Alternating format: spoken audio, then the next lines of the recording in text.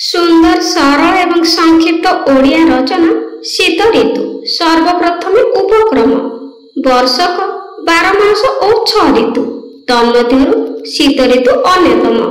पौष और माघ मास को शीत ऋतु कहा जाए। हेमंत ऋतु पर शीत ऋतु धरा पृष्ठ को आगमन करिथाए। एही ऋतु रे प्रबल शीत होइथाए और उत्तर दिगरु ठंडा पवन बहे। शीत ऋतु रे प्राकृतिक दृश्य।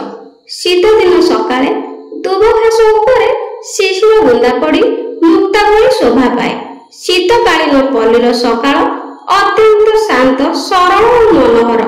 एही ऋतु रे सोरिष तराट कुसुम और गेंडु फूल फुटी प्रकृतिर शोभा वर्धन करे। शीत ऋतु रे पर्वपर्वाणी। शीतकालीन पर्वपर्वाणी गुड़िक ग्राम भूमि को उन्मादित करिथाए। नुआ फसलर प्राचुर्य रे पल्लीवासी प्राण रे पुलक जात हुए। सेथिपाई पल्लीवासी आनंद रे विभोर हुअंती। सांब दशमी, धनु संक्रांति, मकर संक्रांति, जन्माष्टमी आदि पर्व रे घरे घरे खीरी पूरी पिठापणार केते कोन व्यवस्था हुए। सरस्वती पूजा रे पिला माने नुआ वस्त्र पिंदी आनंदित हुअंती। उपकारिता। एही ऋतु रे चाषी भाई माने धान और विभिन्न प्रकार पनिपरिबा चाष करिथांती। एही ऋतु रे विभिन्न प्रकार फल मध्य मिलिथाए। बंधाकोबी, फूलकोबी, मूला, मटर छुई, बिलाती, गाजर, भेंडी, जह्नी, काकुड़ी, लाउ और सिंह आदि पनिपरिबा प्रचुर परिमाण रे मिलिथाए। अपकारिता। एही ऋतु रे प्रबल शीत हेउथिबारु साधारणतः लोक माने बहुत कष्ट अनुभव करती। ठंडा पानी रे गाधोइबा मध्ये कष्ट हुए।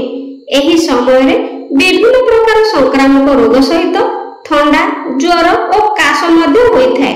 एही ऋतु रे दिन छोट और राति बड़ होइथाए। उपसंहार बा शेष कथा।